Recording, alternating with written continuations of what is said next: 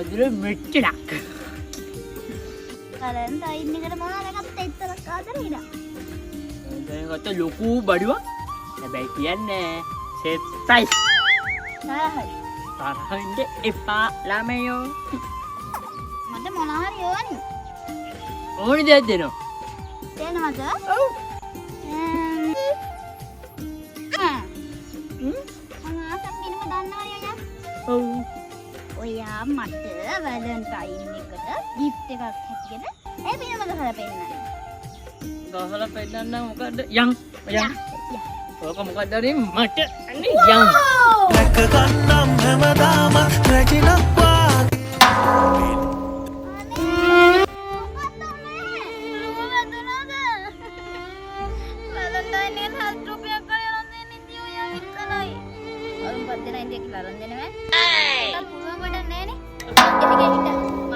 කිලියේ කිලියේ